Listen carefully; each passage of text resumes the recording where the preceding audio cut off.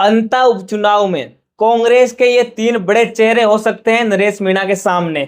जी हां, राजस्थान की राजनीति में अंता उपचुनाव बड़ी जोरों से सियासी गलियारों में हलचल मचा रहा है और इस हलचल का केंद्र है इस वक्त नरेश मीणा, जो जेल से बाहर आने के बाद अपनी जन क्रांति यात्रा के जरिए दिग्गजों की नींद उड़ा रहे हैं।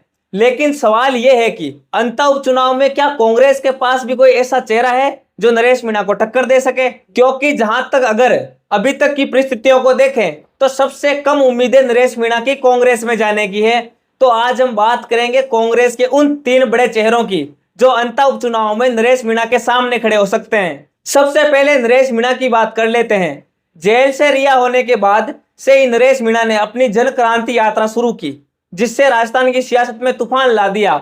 हर तरफ बस एक ही चर्चा है और वो है नरेश मीणा। वही लोगों की उम्मीद है कि बीजेपी अगर उन्हें टिकट दे दे तो वे इस उपचुनाव में बाजी मार सकते हैं। सबसे ज्यादा उम्मीदें हैं इसकी।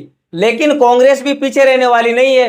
सूत्रों की माने तो कांग्रेस इस बार नरेश मीणा को रोकने के लिए एक बड़ा दांव खेलने की तैयारी में है। आइए जानते हैं वो तीन बड़े चेहरे जो नरेश मीणा को कड़ी टक्कर दे सकते हैं। सबसे पहला चेहरा प्रमोद जैन भाया। जी हाँ, नरेश मीणा और प्रमोद जैन भाया के बीच की तकरार किसी से छिपी नहीं है। जेल से बाहर आने के बाद से ही नरेश मीणा ने प्रमोद जैन भाया के खिलाफ भ्रष्टाचार के गंभीर आरोप लगाए और उनके खिलाफ मोर्चा खोल रखा है। ऐसे में कांग्रेस प्रमोद जैन भाया को टिकट देकर नरेश मीणा के सामने उतार सकती है। यह होगा एक सीधा सियासी टकराव जो जनता को दो धड़ों में बांट सकता है। दूसरा चेहरा है उर्मिला जैन भाया। प्रमोद जैन भाया की पत्नी उर्मिला जैन भाया इस रेस में हो सकती है।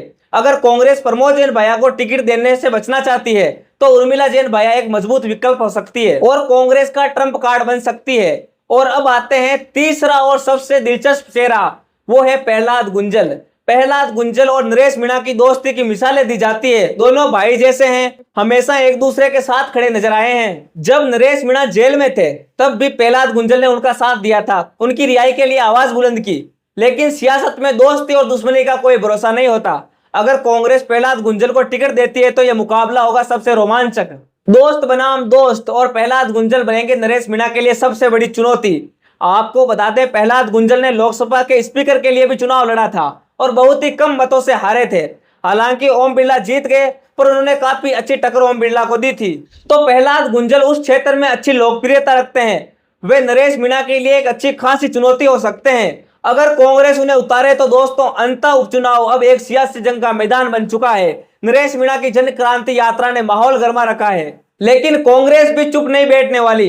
प्रमोद जैन भाया, उर्मिला जैन भाया या फिर प्रहलाद गुंजल, कौन सा चेहरा होगा नरेश मीणा के लिए सबसे बड़ा खतरा, ये तो वक्त ही बताएगा। लेकिन आप क्या राय रखते हैं हमें कमेंट सेक्शन में जरूर साझा कीजिए और ऐसे ही बने रहिए भारत प्रेस के साथ।